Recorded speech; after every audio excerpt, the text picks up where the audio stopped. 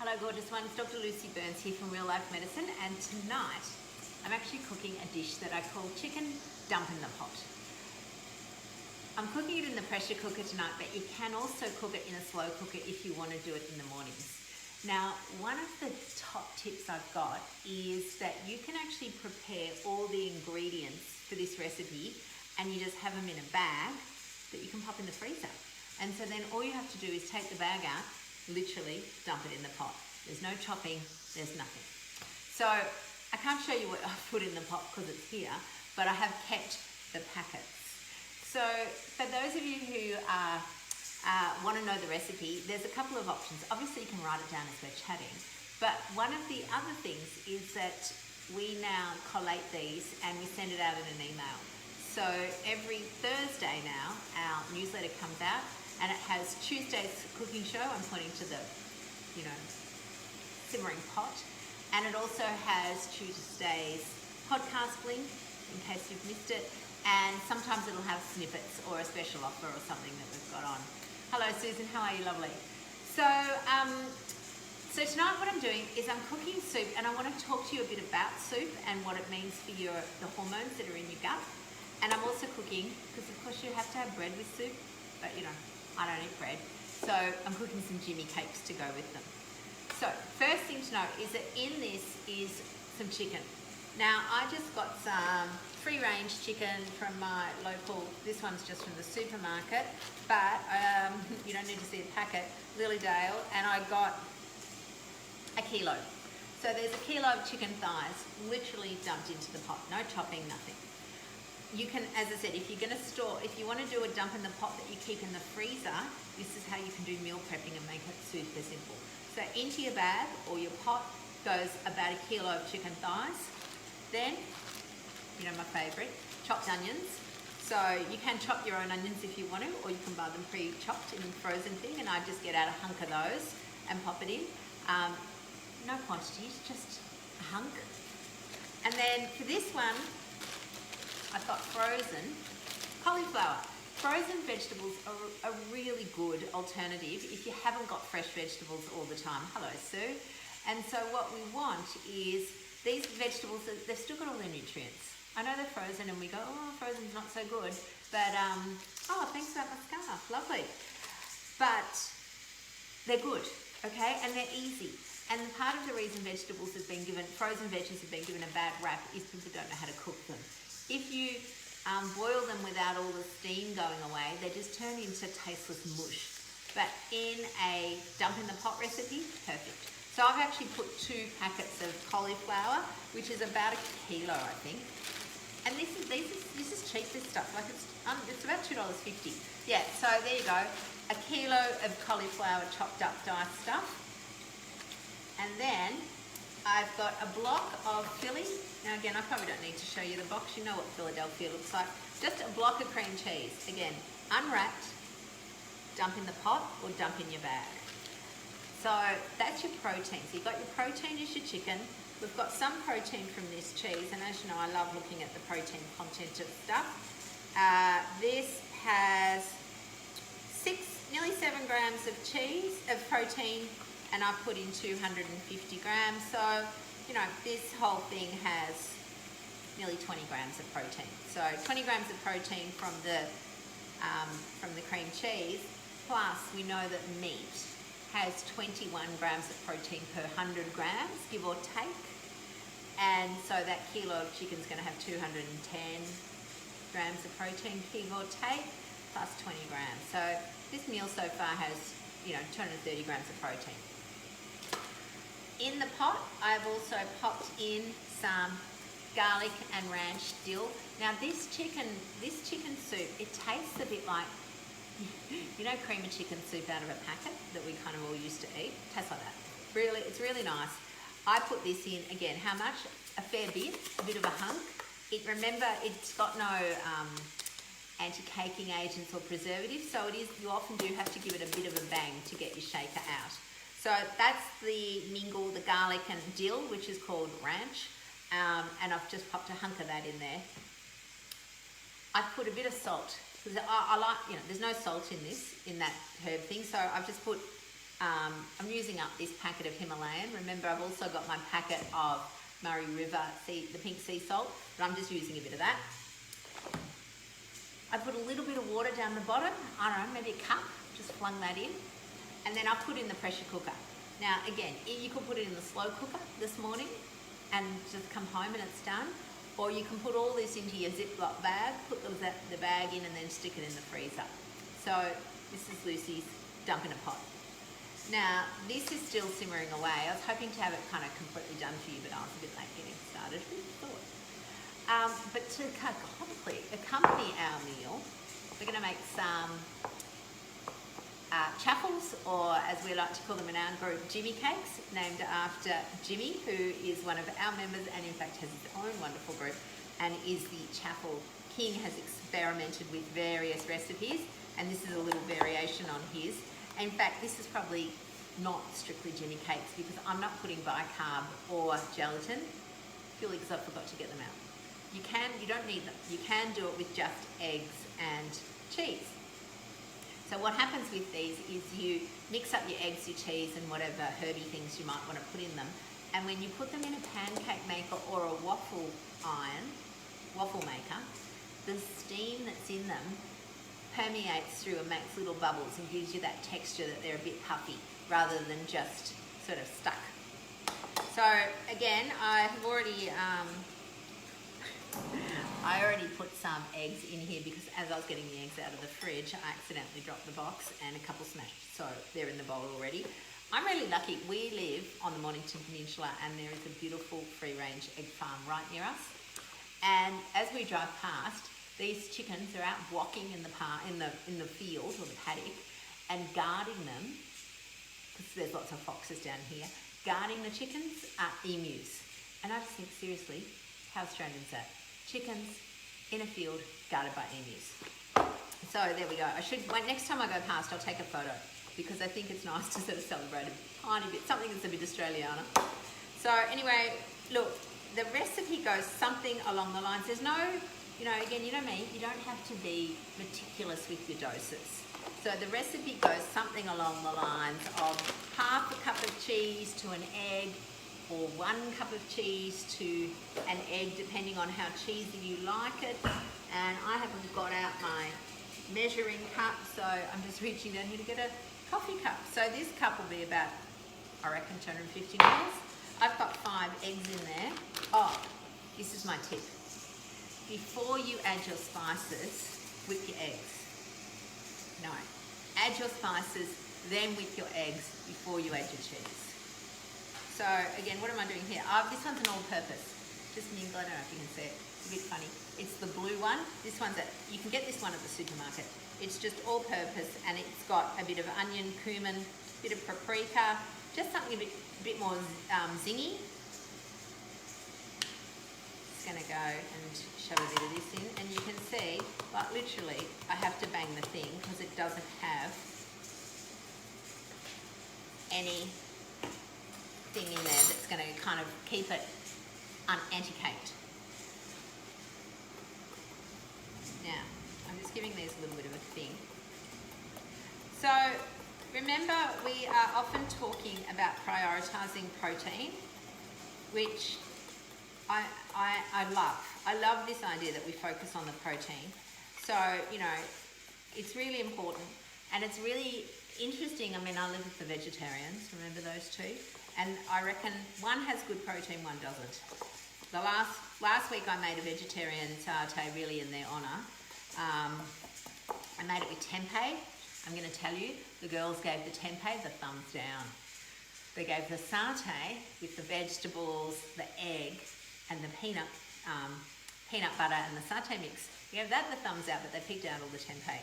So I think I'm not going to try that again, but I might try it next time with tofu because I know that the tempeh, the texture's not that great. So anyway, back to the non-vegetarian feast. So, you can make cauliflower soup, and that's always been really popular, but it's got bugger all protein in it, which is, it keeps stopping. I don't think it's at my end. My video keeps stopping too. Oh no. Do you know what that's going to be, darlings? I have had an internet problem. So I'm running it off 4G. So 4G obviously doesn't stream as well as your Wi-Fi. I've got a man coming tomorrow from Telstra if he turns up between 9 and 12. So I'm really sorry, but hopefully it just keeps going back on. I'm not getting the wheel of death at my end. So Kim's getting you're all getting the stopping, starting. Interestingly, as I said, I'm not getting the wheel of death. So I don't know. Anyway, there's not much I can do except plow on. In fact, that's a life lesson. When you can't change what's happening, no point getting upset about it, no point getting cross. I'm just plowing on. So I've got 5 eggs in there. I'm going to do 2 cups of cheese, I reckon. 2 cups of cheese. Keep going, on, off, but all good. Oh, thanks, Lani. That's so beautiful to let me know. It is annoying, but as I said, it's actually a Wi-Fi problem at my end. So, lockdown with no Wi-Fi. How much fun's that? So, basically 2 cups of cheese, 5 or 6 eggs, a whack of some mingle or whatever flavouring you like. Again, I'll probably whack a bit of salting because I do like it. And because I eat very little processed food, and it really just adds that bit of flavour. And as we all know, salt, like fat, is no longer the demon. Okay, so I've got a waffle maker, not a waffle, pancake maker. You can get these from Woolies for like 30 bucks. They're cheap as chips. It's preheated, so basically I'm just going to whack this in, and I know it's not super, you know, it's not gourmet and it's not fancy, but I'm not doing fancy. I'm doing real food real quick. These are, I reckon they're like a game changer because you can use these for, you know, pseudo toast to go with your soup. You can use them for, now, big tip, don't overfill your thing because it all splurts out everywhere. They sort of puff up a bit. So I reckon I do about 3/4 full. It's always much better to have it a bit small than lemon cheese and goop everywhere. Okay, and then you can put it on a timer, which I'm going to put on. This one has a timer. I put on for about 4.5 minutes. So, the thing with soup, right, is that the majority of soup doesn't have much protein. Okay, because a lot of the time it's vegetables. Vegetable soup, cauliflower soup, maybe soup with a little bit of bacon, like not a lot in there though. So chicken and vegetable soup is obviously good because it's got the protein.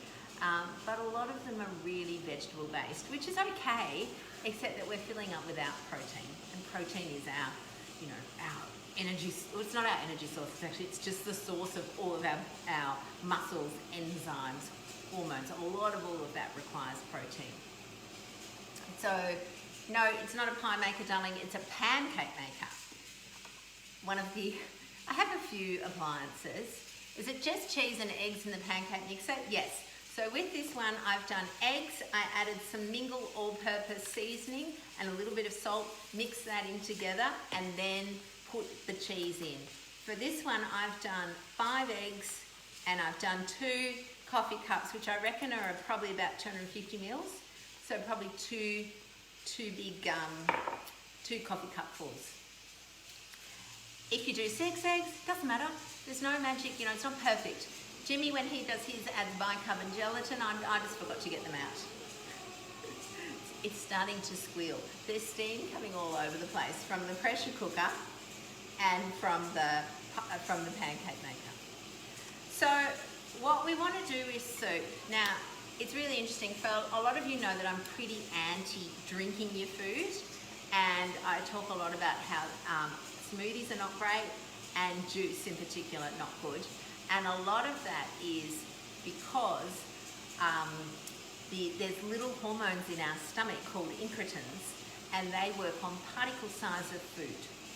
And they work out if the particle size is small, that they're going to need more insulin. Now, the particle size, I need to clarify it a little bit because it's the particle size of carbohydrate and a little bit of protein, okay? Protein, insulin protein requires a little bit of insulin, but overall we don't tend to worry too much about it unless you are a type 1 diabetic who's doing low carb. They absolutely need to dose for insulin, for protein. But for the rest of us, we go, okay, so when we have juices and smoothies, the majority of those have fruit. So they, most people don't have a savoury smoothie. They're having a sweet smoothie, so lots of berries, fruit, some processed protein powder, and then some, liquid of some sort. And so you get to drink a lot of food in a very small quantity. What I'm doing with soup, it's definitely has smaller particle sizes, but I tend not to puree my soups really finely. I like them a bit more chunky, and that gives you that slightly bigger particle size. There is a difference, and there's a study that looks at somebody eating an apple. Now, I realise an apple is not low carb, but again, just to demonstrate the point, an apple, if you eat the whole apple, releases a certain amount of insulin. If you take that whole apple and put it through and make it puree, releases more insulin. If you take that whole apple and make it juice, so really puree it up to minuscule particle sizes, more insulin. So my thoughts are, first of all, soups are usually savoury. It's tricky because a lot of root vegetables make soup, so I don't eat pumpkin soup anymore. I'll eat a piece of pumpkin, but not so much the soup. I don't process them really finely. I have like really rustic, I like to call it, rustic soup, and I always put protein and fat within my soup as well. So unlike juices or soft drinks, you're not just having a hit of glucose. The vegetables obviously have glucose in them. That's what a carbohydrate is. It's just chains of glucose. But there's also fat, protein, water, salt, and those sorts of things in it. So I think that's really important, a really good sort of distinction with your food. And then, because I'm actually adding some more protein with it with solid chaffles, I'm going to have a look at these. Oh, they look good. I've just remembered I haven't got a plate out, so hang on.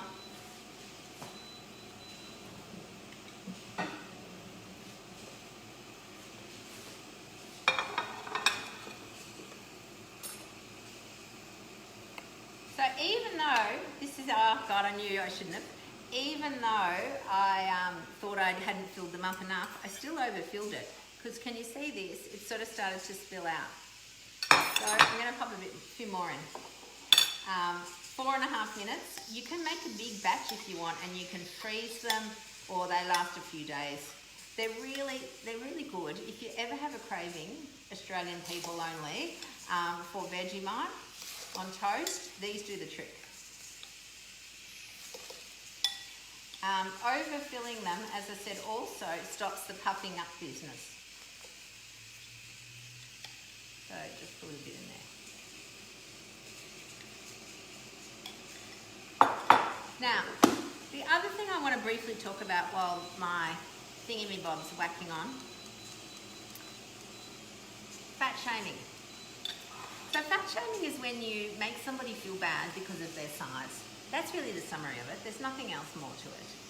And interestingly, in one of our medical magazines this week, there was an article on do doctors fat shame, i.e., do they make their patients feel bad because of their size? And the answer is yes. Doctors are actually, lots of people, lots of health professionals are not very good at working out how to bring up the topic. Many doctors are aware that it's a sensitive topic, that people, I reckon if you did a survey of all the people in the world who are perhaps carrying excess weight, they all know. So it's not rocket science to sort of go, did you know that you're carrying too much weight? It's all to do with the language, and all to do with the compassion, and all to do with actually offering proper advice. Now, I'm going to tell you, I got on because there was one guy, and seriously, I thought surely this is in 2021. Doctor. Starts off going, we need to bring this up. This is a problem. We have, a world epidemic of obesity. We have chronic disease coming. I agree, we do, okay? It needs to be managed. But then he went on, and seriously, he went on to say, these people just need to be told they need to eat less and move more. I'm thinking, oh my God, seriously. And then he said, and you know what? We need to get them on the scales. And this is what I tell my patients. I say to them every morning, you get on the scales, and if you weigh more than you did yesterday, then you weren't hungry enough. Can you believe it? Seriously, I was ropeable. Last night I could barely sleep. I'm on, you know, like that cat on the cat that's on the meme on the computer. That was me. I wrote this big thing, absolutely, going, you cannot be serious. This is terrible. You know, are you so ignorant? I was just furious and so let down by my profession. And I thought, okay, clearly they need more help. So clearly this is something that we need to be educating our colleagues about. And you know what, maybe this would be something, in fact, if anybody feels like sending me a DM to say, how, you know, what language would you like to use? Because I've got my way. But again, my patient load is a little biased because people come to me knowing that I'm going to be able to help them. So, and so I really want to know from you people, would you like your doctor to help you with it? If not, why not? And what would you like them to say, and what would you like them to be able to do? Because I think what happens is that people get worried as well. So there's like the two extremes. There's that dude, the dick, who's just going, get on the scales, and if you're not losing weight every day, you're not hungry enough. Versus the other people who are a bit scared of saying something because they're worried they might cause offense.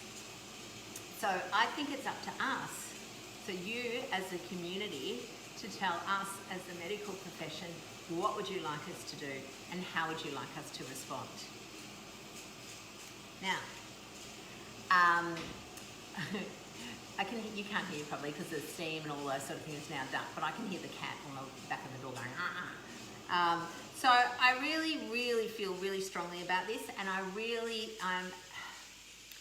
feel like, and I'm just banging on here, okay? So this is just me giving my thoughts. But from my experience and seeing and working with people whose bodies are storing too much fat, so the word obese and obesity is really charged because people use it as an insult. So then, you know, if you've been teased, if you've been told you're fat, ugly, obese, whatever, it's a really charged word. So we can use other language if we want to. Some people feel that's patronising. I don't know. I guess I like to talk about the fact that your body's just storing excess fat. That's all it is. Nothing more, nothing less. And we want to release it. If you wish that your body could let go of some of this stored fat, that's all that we want, right? And we need it done with kindness, with compassion, and with really this understanding that it's not easy.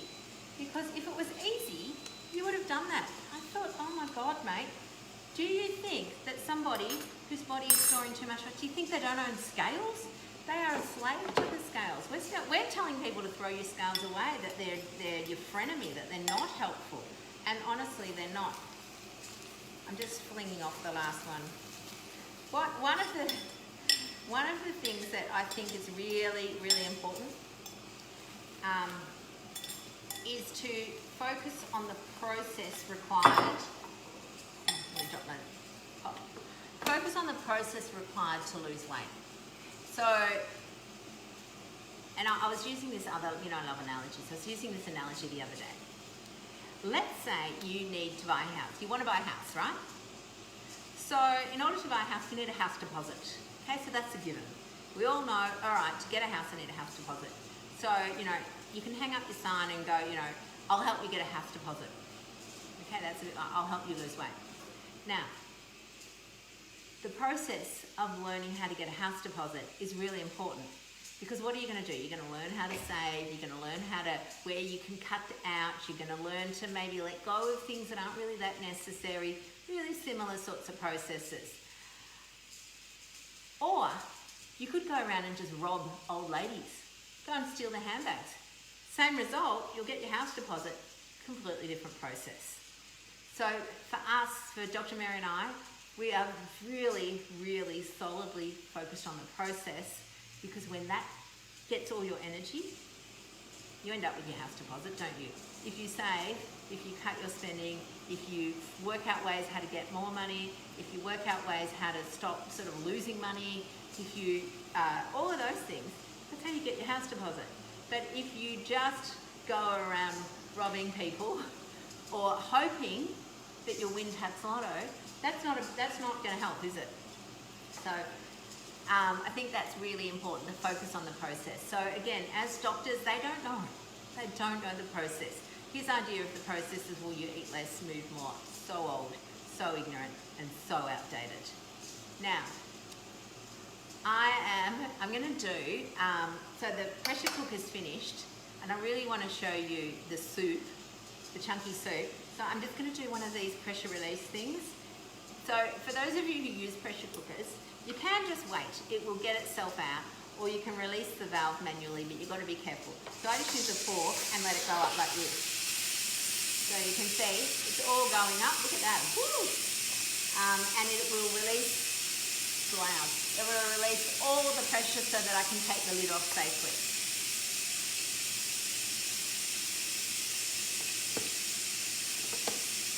I forgot to put the timer on my last lot of Jimmy cakes, but anyway. Oh, it's loud, isn't it? So, yes, I mean, I'm having a rant. You know I love a rant. I'm missing my ranting spoon. But, oh my God, my quarters, and I reckon it must be every Monday night, because I think last week I had a rant too. In fact, I did. I had a rant about the doctor that's trying to do intuitive eating and just says, well, if you want a donut, have one. Which I kind of get, except for those of us with sugar addictions, my brain would say that every day. Oh, well, you know, I'm doing intuitive eating. I'm just going to eat a donut if I want one. Doesn't work like that. Self-compassion is not a hall pass, and you need to have what we call loving self-discipline. So being able to do something that is good for you, even when it's a little bit hard. Okay, just like if you've got a 5-year-old child that wants to stay up all night, you have to say to them, you need to go to bed. Yeah, you might want to stay up all night and have fun with them too, but it's not good for them. So doing loving self-discipline is this idea that you are the custodian, you are caring for your body, and you are doing everything in your power to look after it beautifully and lovingly. It's nearly finished, thank God, eh? So loud. A bit more. I'm going to tell you in advance, it's like a gender reveal. I've got no idea what this stuff looks like in here. Sometimes I make it and I go, oh my God, it looks like mush. It probably will look like mush. I mean, soup is, let's face it, soup is just mush. And I also need, because the inside will be hot, so handy that where I am is my tea towel drawer and my mug drawer. Okay.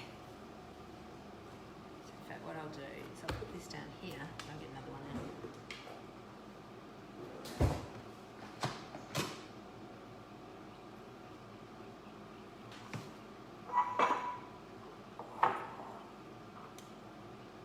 So, pressure cooker, lots of steam on top. Now, I'm going to tell you it looks exactly like mush.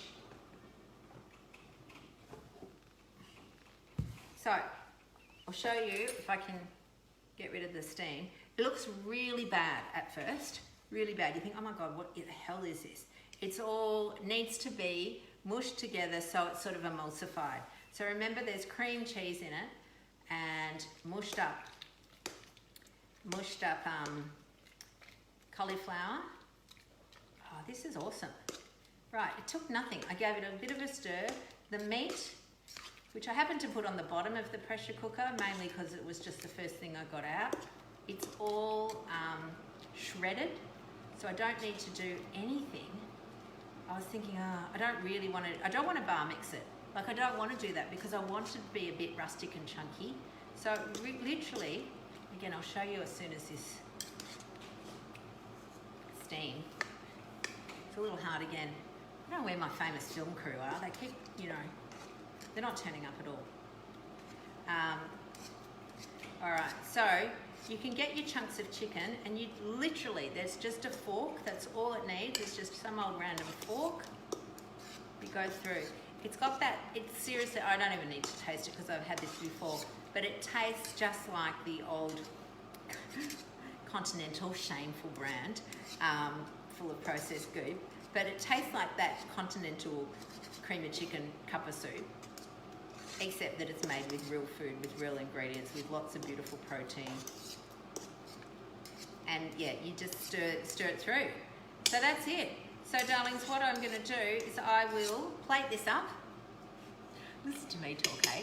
I'll plate this up. Oh God, I think I've just about burnt this one. Oh no. Good. Look at these. They're bloody brilliant, these pancakey things. As I said, you can certainly do them in a waffle line if you want to.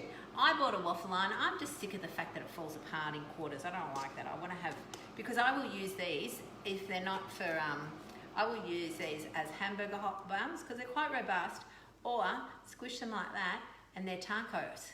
So they're really, really handy.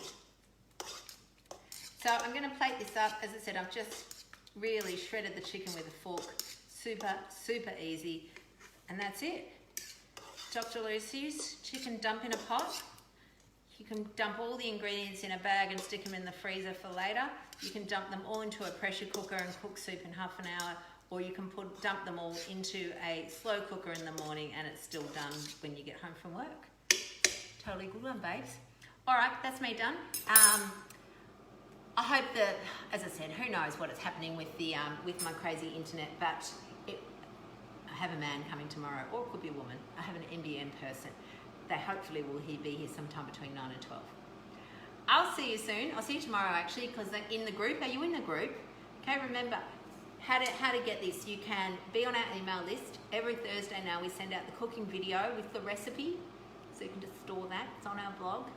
You can join our group if you're not in already. Real food, low carb real food community.